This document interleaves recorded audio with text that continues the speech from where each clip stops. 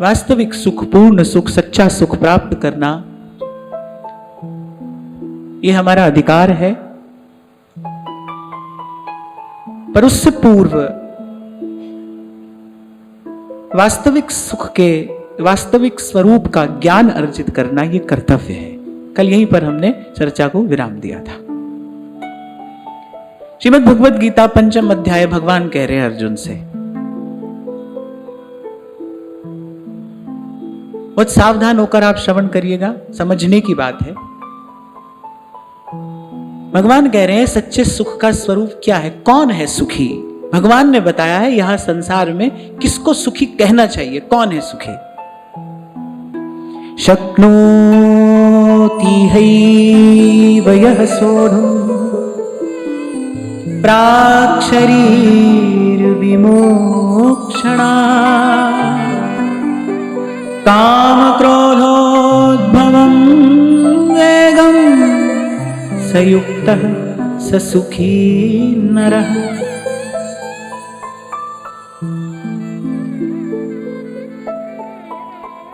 आपको याद हो 2 दिन पहले चर्चा के आरंभ में मैंने आपको कहा था, सुनाया था, महापुरुषों का चिंतन आपको निवेदन किया था कि संत जन विचार करते हैं कि कैसी पवित्र भारत भूमि है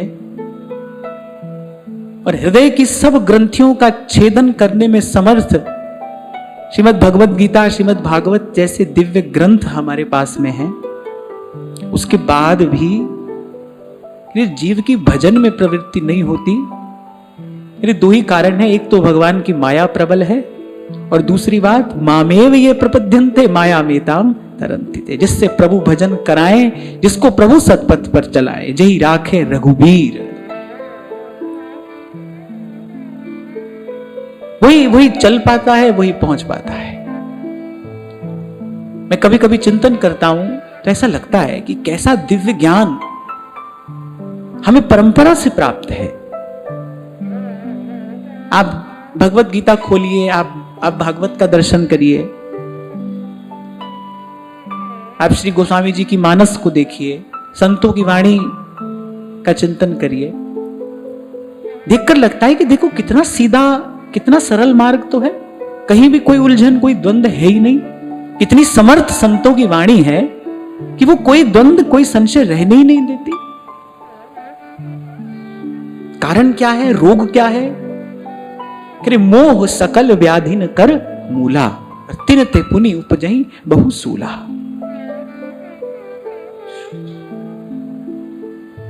मैं शरीर हूं, मैं स्त्री हूं, मैं पुरुष हूं, मैं माता हूं, मैं पिता हूं, मैं किसी का हूं और कोई मेरा है, भाई यही मोह है, यही मोह है। कह रहे यही सकल व्याधि न कर मूला, तिन ते पुनि उपजहि बहु सूला।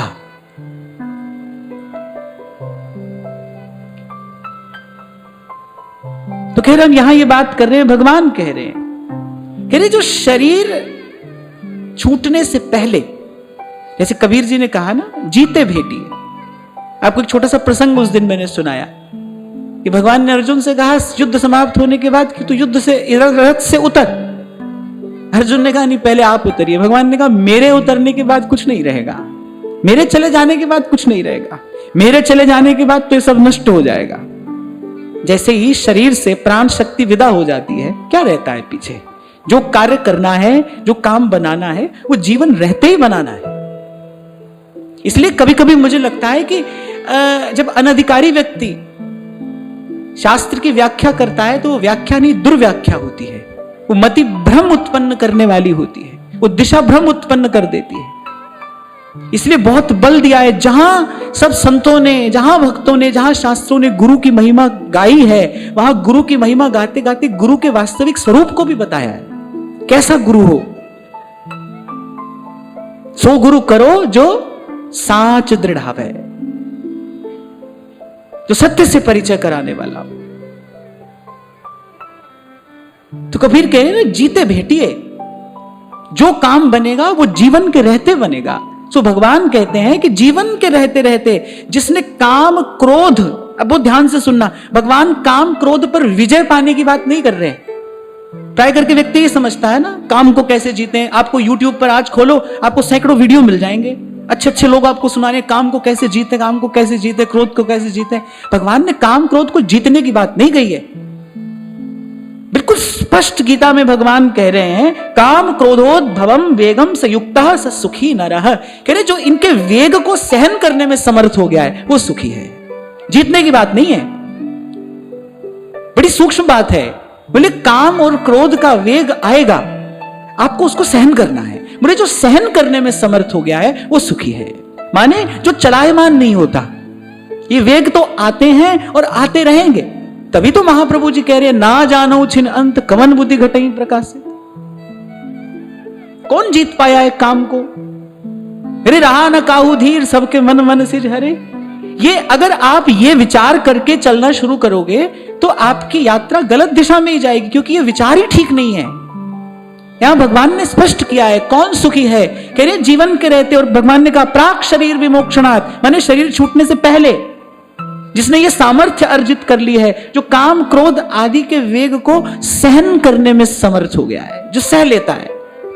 तभी सेवक जी ने भी कहा ना सहत सहत बाढ़ है भगति। अब मुझे खबर नहीं कि मेरे को वो शब्द ठीक से याद आएंगे कि नहीं। कबीर जी कहते मन चोर है और शरीर जो है बोले ये शाह है, माने ये सेठ है। बोले शाह को अपने बस में कर लो, बोले शाह की वस्तु पर अपना अधिकार कर लो, चोरी का भय अपने आप दूर हो जाएगा। वो शब्द मुझे ठीक से याद नहीं है, मैं याद करके आपको बताऊंगा। यही बात कह रहे हैं, अरे शरीर छूटने से पहले जिसने सामर्थ्य अर्जित कर लिए। अब ये बड़ी सूक्ष्म बात है, बड़ी गंभीर बात है, इसलिए मैंने कहा आप ध्यान से श्रवण करना। भगवान ने नहीं कहा है काम क्रोध को जीतना है, कोई नहीं जीत पाया है। अरे एक बार विचार करो, एक क्षण को जो महादेव के हृदय में भी क्षोभ उत्पन्न कर देता है, एक क्षण को महादेव के हृदय में भी क्षोभ उत्पन्न हो जाता है, आप और मैं कैसे उसको जीतेंगे? कैसे काम क्रोध को जीता जाएगा? तो ना अपनी शक्ति व्यर्थ गंवाना, ना अपना समय व्यर्थ करना। भगवान कह रहे भाई इसके वेग को सहना माने कि जब काम और क्रोध का वेग आए तो शरीर को मन के साथ मत कर देना। कभी पहले भी मैंने आपसे कहा था, मन की मांग कौन पूरी करता है? मन की मांग शरीर पूरी करता है ना। अगर थोड़ा सा आपके जीवन में विवेक हो, थोड़ी सी आपके जीवन में शक्ति हो, इसलिए मैं कई बार आपसे कहता हूं ना भाई कि मन को नियंत्रित करने के लिए शक्ति चाहिए। दुर्बल व्यक्ति ये काम नहीं कर सकता है। जो अपनी शक्ति का अपव्यय करता चला जा रहा है, गलत देखता है, गलत सुनता है, मुख से निंदा करता है और दिन रात मिथ्या के चिंतन में रहता है, जो भीतर से बिल्कुल निर्बल हो गया है, वो कैसे मन को अपने अधीन करेगा? वो कैसे मन को नियंत्रित करेगा? उसके लिए शक्ति चाहिए ना। थोड़ा सा आपके पास विवेक हो, थोड़ी सी आपके पास शक्ति हो। और एक और बात का आप अनुभव करना कि कोई भी वेग आएगा वो ठहरेगा नहीं, ठहराते तो आप हो उसको, वेग नहीं ठहरता है। एक संत के मुख से मैंने बड़ी अनुभव की बात सुनी थी। वो बोले जब क्रोध आए कि थोड़ी देर रुक जाओ, अपने मन से कहो कि जो तू निर्णय लेने जा रहा है, जो तू कदम उठाने जा रहा है, वो सुबह की बजाय शाम को उठा लेना, शाम की बजाय कल उठा लेना। बोले बस इतना नियंत्रण अपने जीवन में ले आओ। और भाई आप मनुष्य हो, क्या इतना भी नहीं कर सकते? यदि इतना भी नहीं कर सकते फिर अपनी गिनती मनुष्यों में मत करो। संतों ने तो बहुत फटकार लगाई है, रोम रोम झंकृत हो जाता है कभी कभी संतों की फटकार सुन के भी, क्योंकि उसमें हित की बात है। कह रहे पशु का भी वर्ष में एक नियत समय होता है जब वो काम के अधीन होता है। कभी भी देखो किसी भी पशु का आप जीवन जाकर देखो तो एवरीथिंग इज पीरियोडिकल, उसका खाना भी समय पर है। हम लोगों की तरह नहीं, जैसे अभी गीता सत्र में मैंने कहा था ना, हम लोग क्या करते हैं, थोड़ा यहां खा लिया, फिर कभी खा लिया, फिर चलते फिरते खा रहे हैं, कुछ खाने का समय नहीं है जीवन में। और ऐसे ही आप पशु के जीवन में देखोगे। कबीर जी तो बड़ा स्पष्ट कहते हैं, दोहा मैं यहां से कहूंगा नहीं, कहने की बात नहीं है। कबीर जी कह रहे कुकर होता है ना, कुत्ता, कह रहे वो भी वर्ष में केवल 1 मास तक, केवल 1 मास, वर्ष में केवल 1 मास कह रहे वो काम के अधीन होता है। और कह रहे मनुष्य देखो दिन रात उस पर काम सवार है। तो बोले पशु से भी गया बीता हुआ कि नहीं? जिसके जीवन में संयम नहीं है, जिसके जीवन में नियंत्रण ही नहीं है, बोले तो पशु से भी गया बीता है।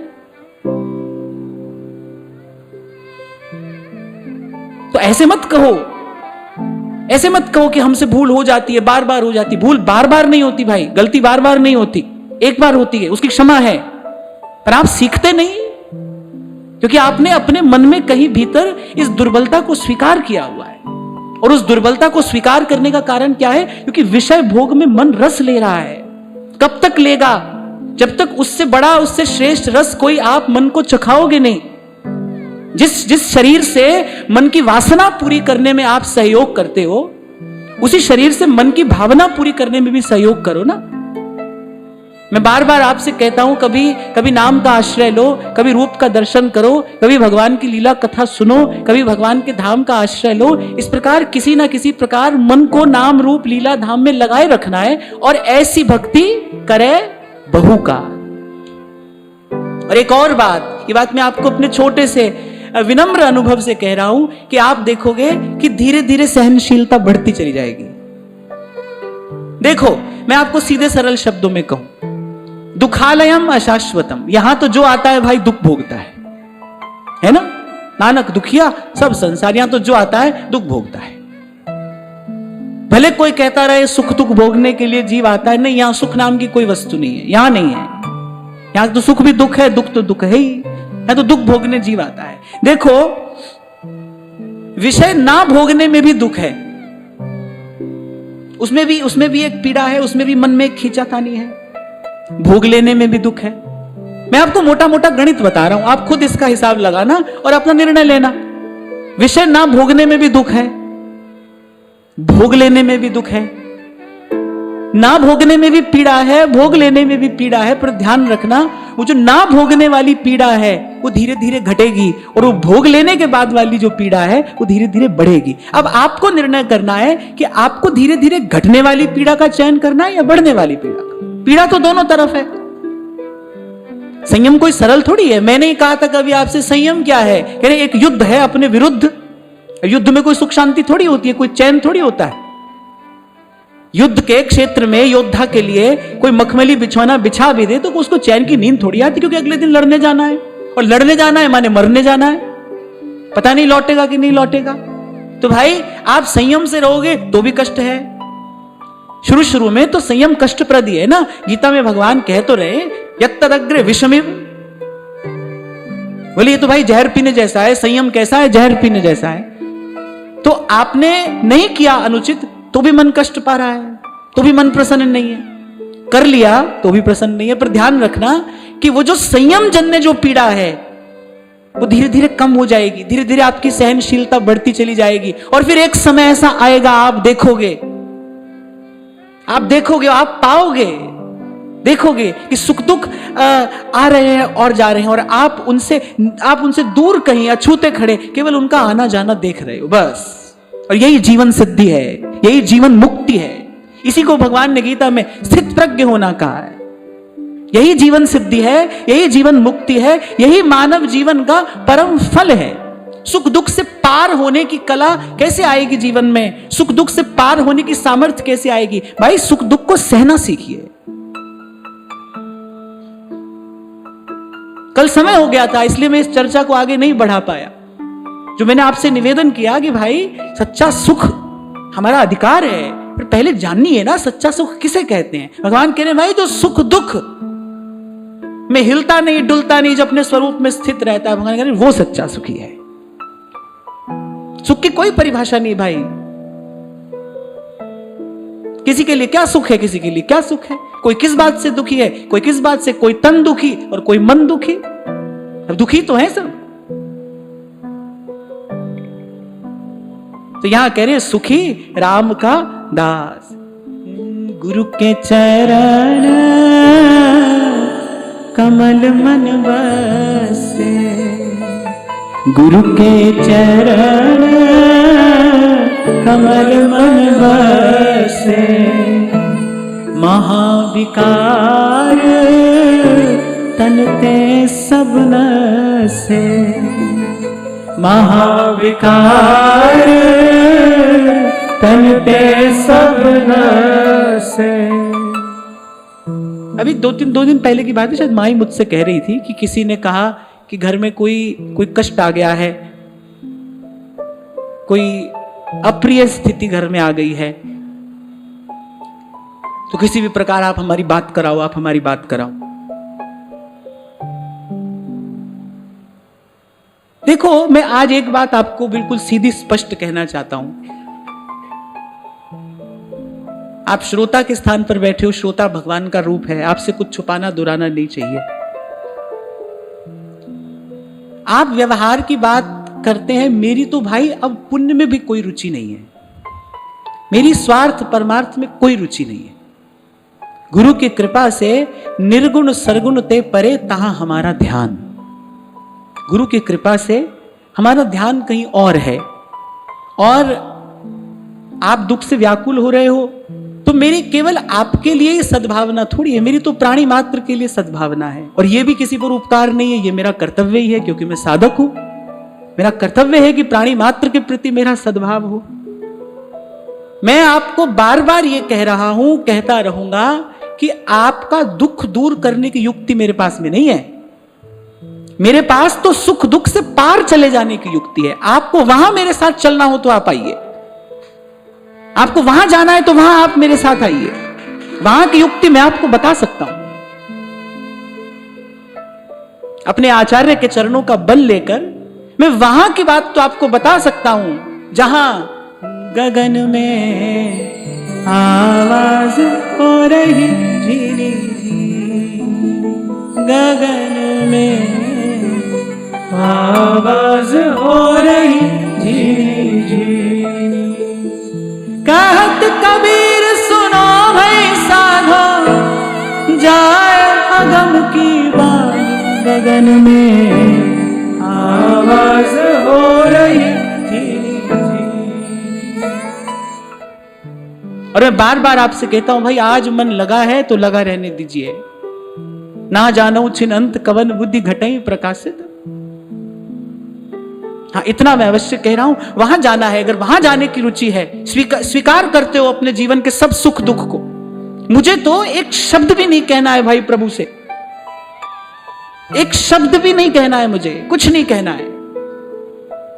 हमारे संतों ने यही सिखाया ना हमें, राजी रहो हंसो ही मुख छवि, नहीं तुम सो कछु चाहिए। बोली सखी क्या कहती है प्रिया जी से, क्या क्या किया था? श्री जी ने प्रसाद ही तो भेजा था मंदिर से कि जाओ भोली सखी को नित्य प्रसाद दिया करो। वो सेवा कुंज में वो क्या सूखा चना खाकर रहती है, और वो प्रसाद एक दिन लिया, 2 दिन लिया, तीसरे दिन तो भोली सखी रहा नहीं गया। माने वो जो बोझ था ना वो सह नहीं पाया, उनका प्रेम से भरा मन। करी राजी रहो हंसो ही मुख छवि, नहीं तुम सो कछु चाहिए। जी देकर जी के सुख दुख की चर्चा किस मुख कहिए।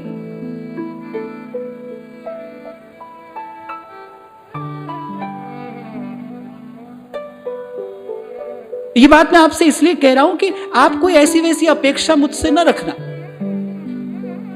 और ये जो जितना मैं आपके बीच में आकर कह रहा हूं, ये भी संतों की कृपा है, उन्हीं की प्रेरणा है, उन्हीं का प्रोत्साहन है, उन्हीं की शक्ति है।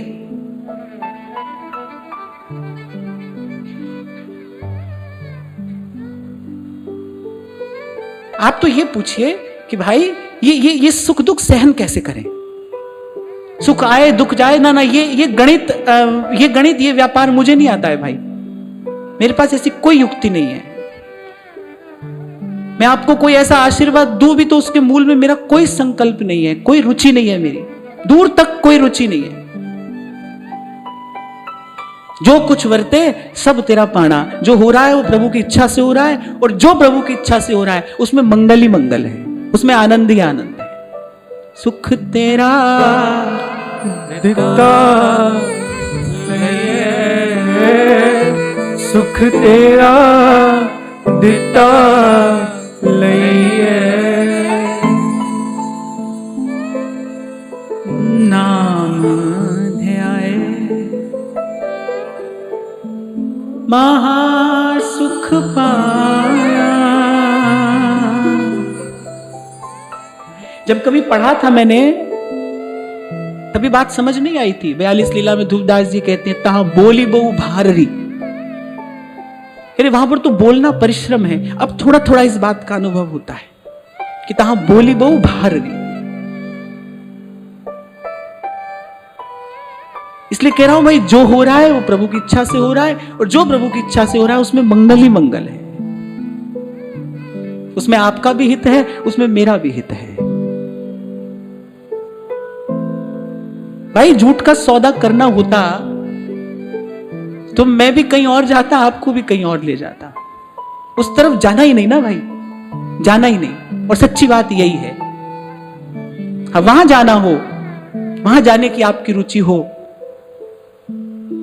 जहां चांद सूरज, जहां पवन न पानी।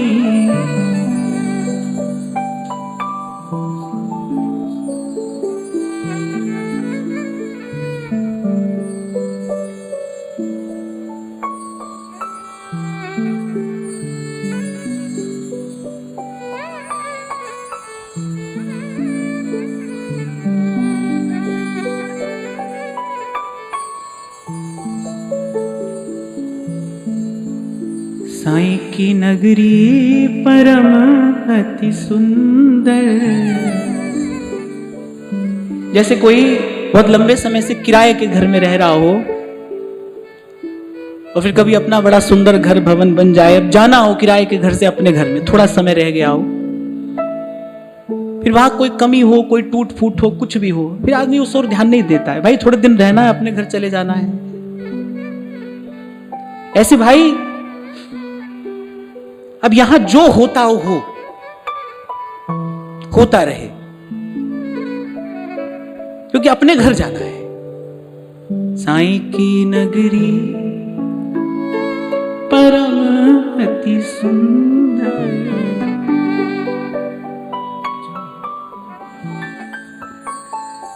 तो जैसे महापुरुष कह रहे हैं भाई युक्ति से मुक्ति है, तो भगवान युक्ति दे रहे हैं।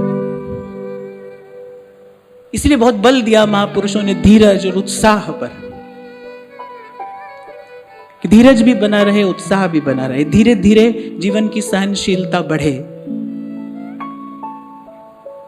इसलिए एक बात कहकर मैं आगे बढ़ूं कि भाई काम क्रोध को जीतना नहीं है, सह लेना है। सहत सहत बाढ़े भगति।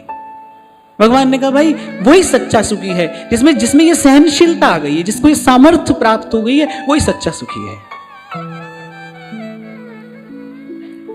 और ऐसे ही सुख को महापुरुषों ने पाकर फिर जीवन का वो रस पाया है। ये मानव जीवन की इतनी महिमा सब कह रहे हैं, सब गा रहे हैं, कोई तो इस जीवन का रस होगा ना, छिपा हुआ, दुरा हुआ।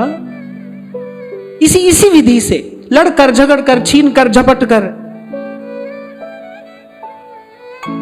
ऊंचे आसन पर बैठकर, मान प्रतिष्ठा पाके, छत्र चमर से सेवित होकर जीवन का रस नहीं पाया जाता है। फिर ऐसे पाया है महापुरुषों ने जीवन का रस। कहो नानक सब तेरी वड्याई, कोई नाम ना जाने।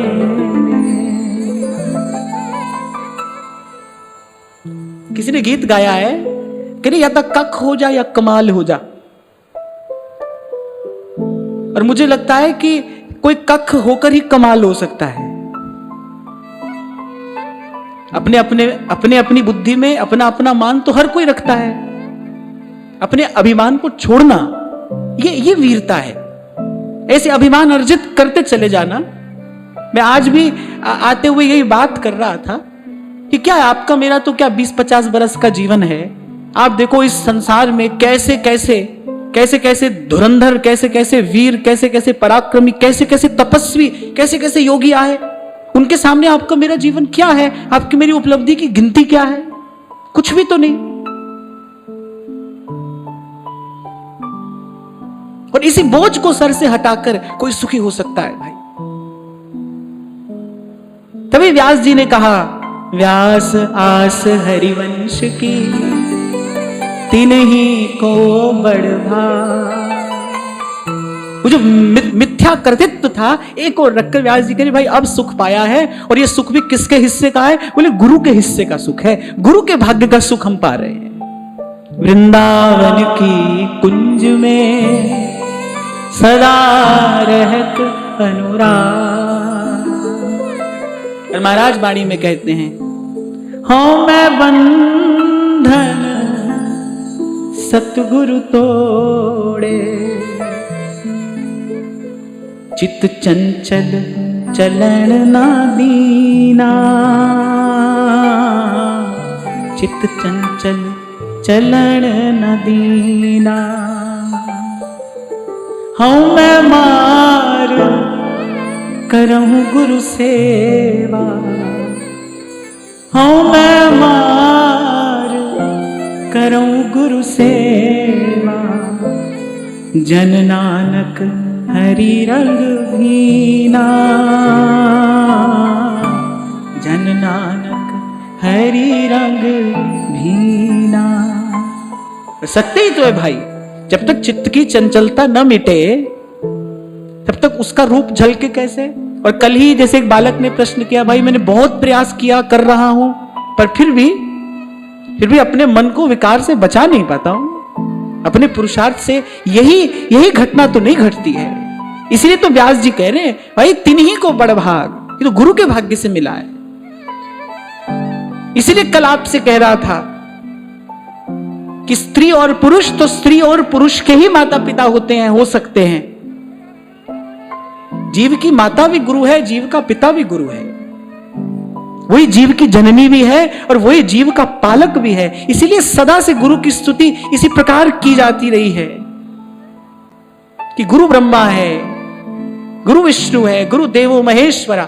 महाराज कह रहे हैं वाणी में, गुरु नारायण दयो गुरु, गुरु सच्चा सिरजनहार, गुरु तुठै सब किछ पाया, जन नानक सद बलिहार। यही तो कह रहे हैं महाराज, हूं मैं बंधन सतगुरु तो। कहां जाएगा वो जो जन्मों का अर्जित किया हुआ जो विकार है, वो जो कलुष है, वो जो कालिक है, कहां जाएगी? कौन लेगा उसको? तीर्थ में तो जाने से धुलती नहीं। जब तब से उसका समाधान होता नहीं। वो जो अंतर का कलुष है वो कहां जाता है, कैसे धुलता है?